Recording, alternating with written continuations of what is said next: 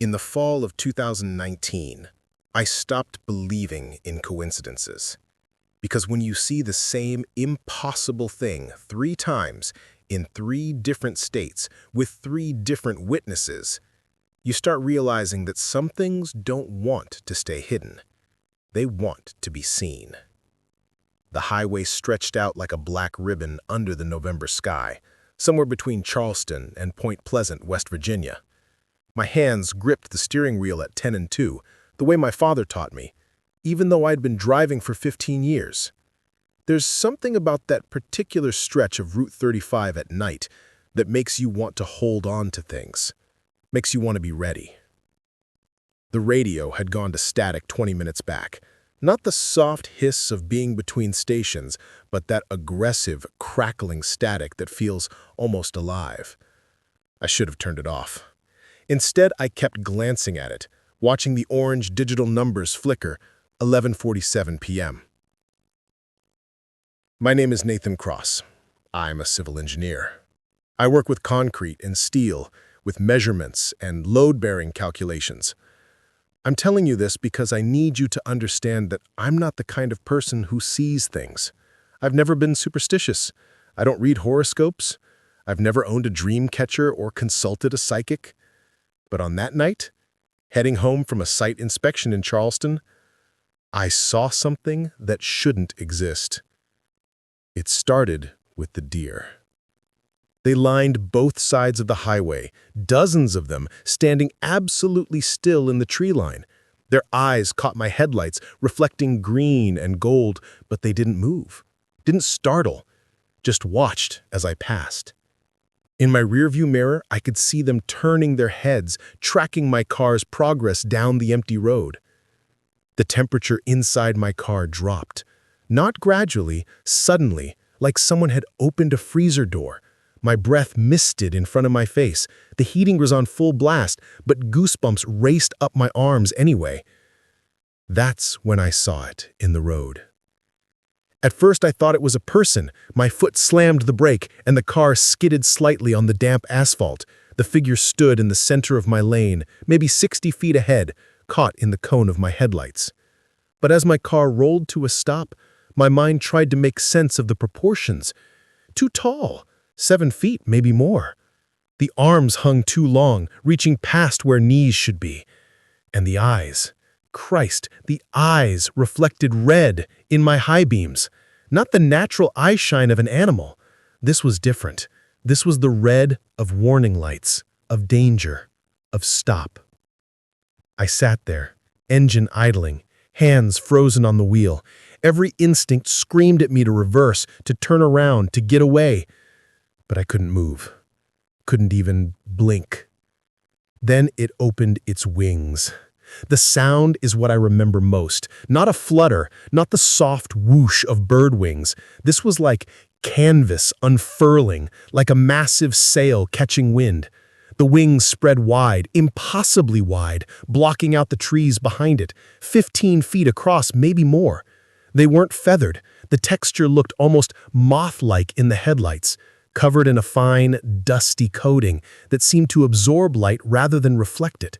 For 3 seconds, I counted them later in my head, over and over. We stared at each other. Me in my car, with the heating blasting and my heart trying to break through my ribs.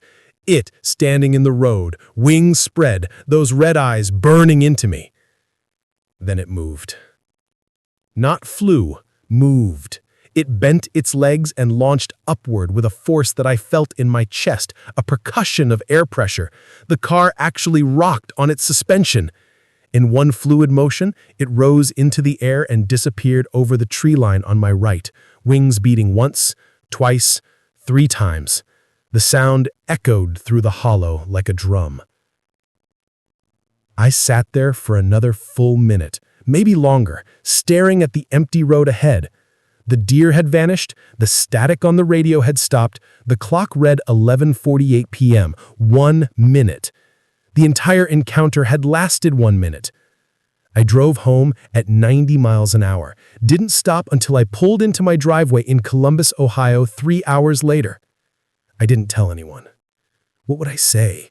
I saw something that couldn't exist, that hasn't been reported in that area for decades. I convinced myself it was a sandhill crane or a great blue heron, something large and misidentified in the dark.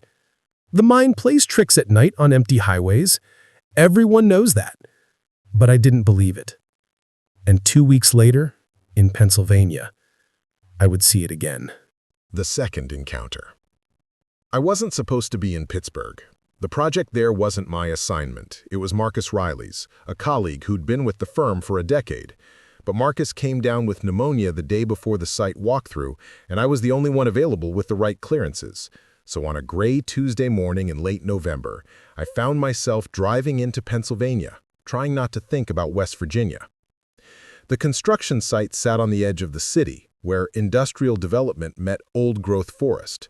We were consulting on a bridge renovation, a 1940s structure that crossed a deep ravine. The company putting me up had booked a motel 2 miles from the site, one of those places that still had keys instead of key cards, and a neon sign that flickered VACAYN instead of vacancy. The site inspection went fine. Standard structural assessment, rebar measurements, concrete integrity tests. Professional. Normal. I finished around 7 p.m. as the last of the daylight bled out of the western sky. I should have driven back to the motel. Should have grabbed dinner, made notes, called my sister like I'd promised. Instead, I found myself parking at a scenic overlook near the bridge, watching the darkness settle into the ravine below. My phone buzzed. A text from an unknown number. Did you see it again? My heart kicked. I stared at the screen, thumbs hovering. I hadn't told anyone about West Virginia, hadn't typed it into a search engine, hadn't posted about it, hadn't even written it down. Wrong number, I told myself. Had to be. I deleted the text and pocketed my phone. The overlook had a railing and an information plaque about the bridge's history. I read it twice without absorbing a single word. The air smelled like pine and coming rain, cold enough that I could see my breath. In the ravine below, a creek whispered over rocks I couldn't see. Then the birds went quiet. It wasn't gradual. One moment, the November dusk was filled with the evening calls of crows settling in for the night. The next moment, nothing. Complete silence, except for that distant creek and the sound of my own breathing. I turned around. The parking lot was empty except for my car. Beyond it, the forest stood dark and dense, branches swaying slightly in a wind I couldn't feel. The streetlight above me flickered once, twice, then went out completely. In the darkness, something moved between the trees. I could see it only because it was darker than the darkness around it, a shadow against shadows, moving with that same wrong fluidity I'd seen on Route 35. Too tall, too thin, wings folded against its back like a cloak. It stepped out of the tree line. In the dim light from the distant bridge, I could see more details than I'd wanted. The body was humanoid but elongated, covered in what looked like dark, coarse fur or feathers, I couldn't tell which. The legs bent backward at the knee like a bird's. And the face. God, the face. It had no mouth that I could see, no nose, just those eyes, glowing that deep arterial red, set into a head that seemed too small for the body. When it tilted its head to look at me, the movement was too smooth, too fluid, like watching footage played at the wrong speed. I couldn't move, couldn't breathe. My hand was in my pocket, fingers wrapped around my phone, but I couldn't make my muscles work. Some primitive part of my brain had taken over, the part that knows when you're being hunted. It took another step toward me. Then, from somewhere in the ravine below, a sound rose up, a high, piercing shriek that made my teeth ache. Not a bird call, not an animal I'd ever heard. The thing in the parking lot snapped its head toward the sound, wings unfurling slightly from its back. Another shriek answered from the forest to my right, then another from the left. The creature in front of me spread its wings fully, and I saw them properly for the first time. Massive, moth-like wings, covered in patterns that seemed to shift and move in the low light. Eye spots, maybe, or something that resembled eyes. It launched itself into the air with that same explosive movement, wings beating hard, and flew directly over my head. I felt the displacement of air, smelled something sharp and chemical, like ozone or burnt copper. It disappeared over the ravine, and the shrieks stopped as suddenly as they'd started. The streetlight flickered back on. I stood there shaking, my breath coming in short gasps that turned to mist in the cold air. Slowly, sound returned to the world. Distant traffic, the creek, a lone crow calling from somewhere deep in the trees. My phone buzzed again. Same unknown number. 3 times. The third time matters. I got in my car and drove. Didn't go back to the motel. Drove straight through the night back to Ohio, stopping only for gas and coffee. By the time I reached Columbus, dawn was breaking, and I'd convinced myself I was having some kind of breakdown. Stress, exhaustion, maybe carbon monoxide in my car. But I couldn't explain the texts, and I couldn't stop thinking about that message. The third time matters. I took a week off work, told him I had the flu, spent the time in my apartment with the blinds closed, laptop open, falling down a rabbit hole I'd been avoiding for 2 weeks. Mothman sightings. Point Pleasant. The Silver Bridge collapse. 1966, 1967. I read everything. The original reports, the newspaper archives, the witness testimonies. 46 people died when that bridge fell into the Ohio River on December 15, 1967. And in the 13 months leading up to the collapse, over 100 people in Point Pleasant reported seeing something they called the Mothman. A large, winged humanoid creature, 7 feet tall, red eyes, seen near the bridge, in the TNT area, along back roads at night. Some witnesses reported prophetic dreams. Others claimed electronic disturbances, phones ringing with no one on the line, televisions turning on by themselves, cars stalling without explanation. Then the bridge fell, and the sightings stopped. Most sources treated it like folklore, a mass hysteria event triggered by real tragedy. But some researchers suggested something else, that the Mothman was a harbinger, a warning of impending disaster, that it appeared before catastrophes to, what? Warn people? Feed on the fear? Both theories seemed insane. But I'd seen it, twice, in 2 different states, and someone was texting me about it. On the 4th day of my self-imposed isolation, my phone rang. Not a text, an actual call from that same unknown number. I stared at it for 3 rings before answering. Hello? Static. The same kind I'd heard on my car radio. Who is this? Through the static, a voice. Nathan Cross, born August 14, 1986, civil engineer, Columbus, Ohio. The voice was wrong, layered, like multiple people speaking slightly out of sync. You've seen it twice, once in West Virginia, once in Pennsylvania. How do you... The third time is coming. You need to listen carefully. My hands started shaking. What do you want? We don't want anything. We're trying to warn you. The Mothman doesn't appear randomly, Nathan. It appears before structural failures, before collapses, before people die. The room felt too small suddenly, too warm. That's insane. That's not the Silver Bridge, the I-35W Mississippi River Bridge in Minnesota, 2007, 13 people dead. The Genoa Bridge in Italy, 2018, 43 people dead. Before each collapse, there were sightings, witnesses who saw it and stayed silent, witnesses who spoke and weren't believed. I don't understand. Why me? Why am I seeing it? Because you're going to be there when it happens. December 9th, the Highland Avenue Bridge in Chicago. You're scheduled for a site inspection that day. My blood ran cold. I wasn't scheduled for Chicago, had never been assigned anything there. How do you know that? You'll receive the assignment tomorrow.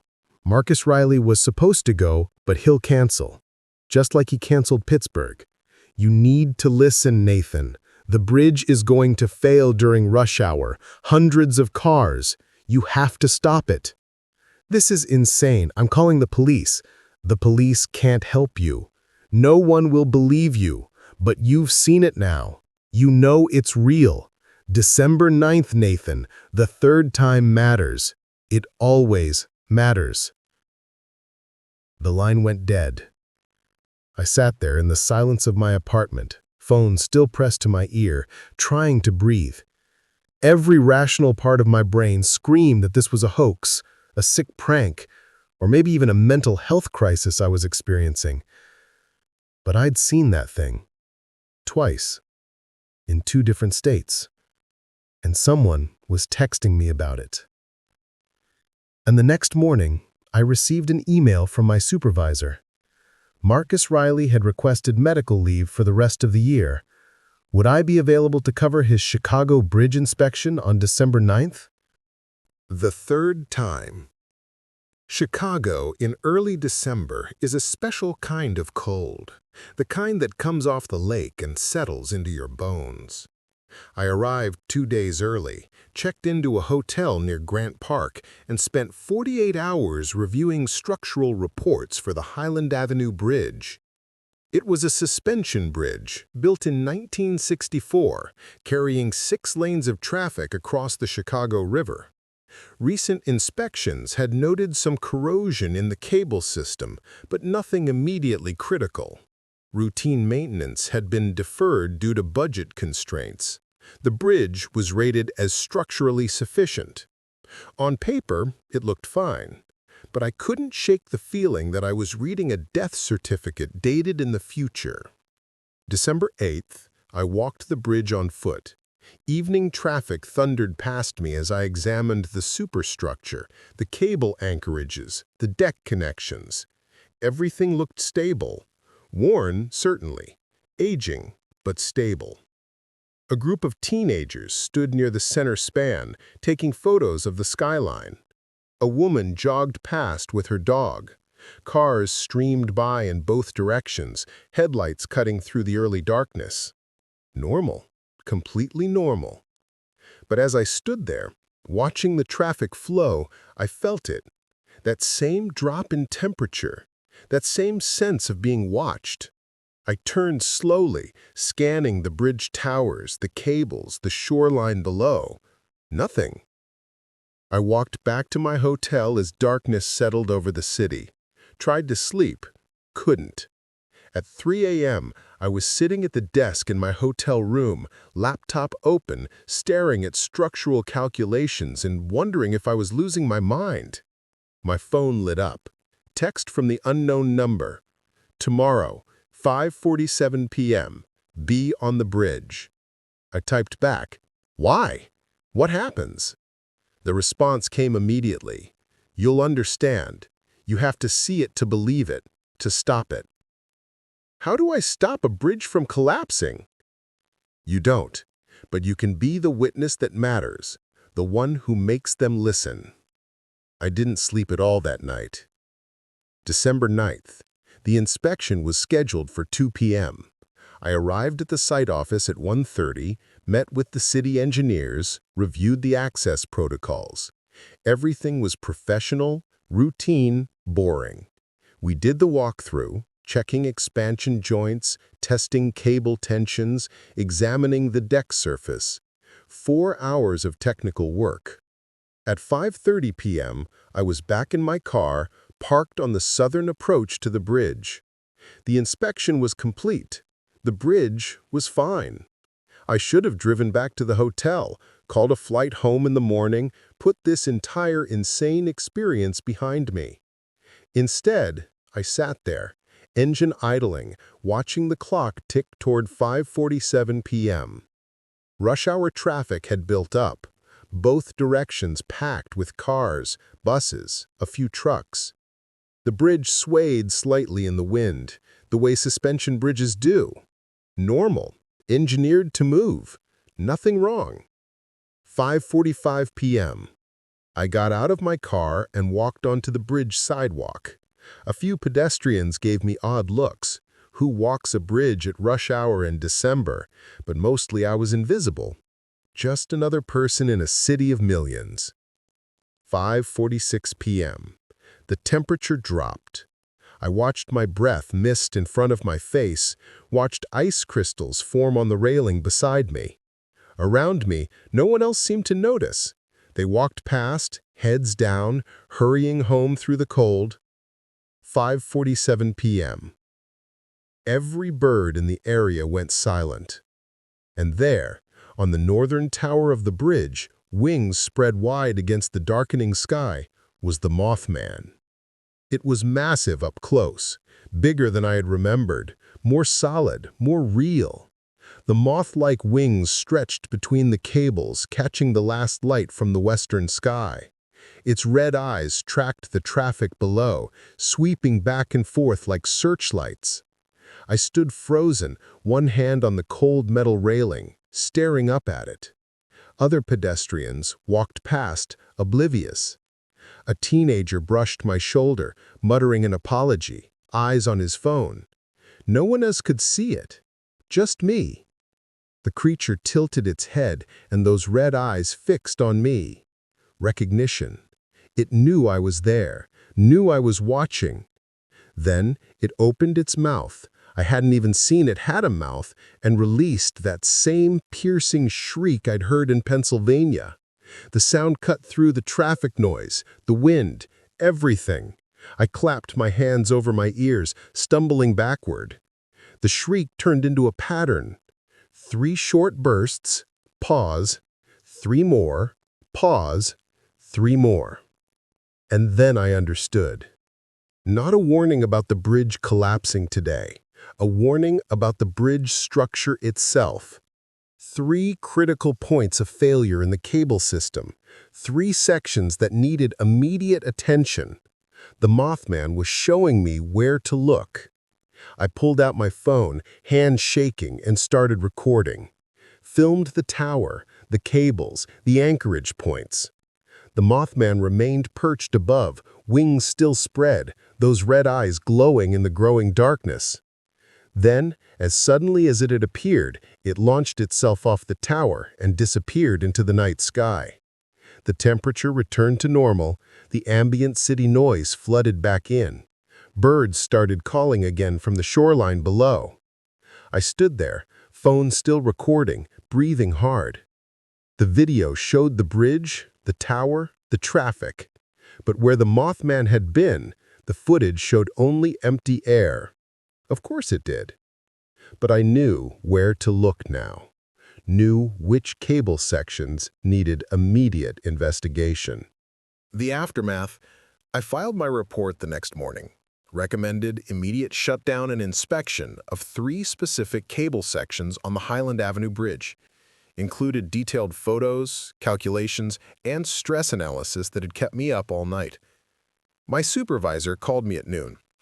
"Nathan, these sections all passed inspection 6 months ago. Are you sure about this?" "I'm sure. Those cables are critical failure points. If they go during peak load, it would take weeks to do the kind of inspection you're recommending. The city would lose millions in traffic rerouting. The political pressure, people will die if we don't check this." There was a long pause. "You sound very certain." "I am." Another pause. "All right, I'll push it up the chain. But Nathan, if you're wrong about this, I'm not." They did the inspection 3 weeks later, after I'd threatened to go public with my concerns. What they found made the news. Advanced corrosion in 3 critical cable sections, hidden beneath a protective coating. Stress fractures that were weeks, maybe days from catastrophic failure. If those cables had gone during rush hour traffic, the bridge was closed for 8 months for emergency repairs. The city engineers who discovered the damage were hailed as heroes. My name appeared nowhere in the reports. I didn't mind. But I received one final text from that unknown number. "Thank you. The third time always matters. I never saw the Mothman again. Finished my career without another unexplained incident, retired early, moved to a small town in Vermont where the biggest engineering challenge is making sure the maple syrup equipment is up to code. But I still think about it. About those red eyes. About the feeling of being chosen as a witness to something impossible. About all the disasters that maybe didn't happen because someone saw the warning signs, literally saw them, and acted. I'm telling you this story now because I'm old enough to not care if you think I'm crazy. Believe me or don't. But if you're ever driving late at night and the temperature suddenly drops, if the birds go silent and your radio fills with static, if you see something in the road that shouldn't exist, don't look away. Don't convince yourself it's nothing, because sometimes the impossible things are the only things trying to keep us safe. And sometimes they need us to look. The Mothman is still out there. I know because I still get the texts. Different numbers now, but always the same message. Coordinates, dates, bridge names, warnings I pass along to people who might listen, who might investigate, who might save lives without ever knowing why. The shadows have eyes. And sometimes, those eyes are watching out for us.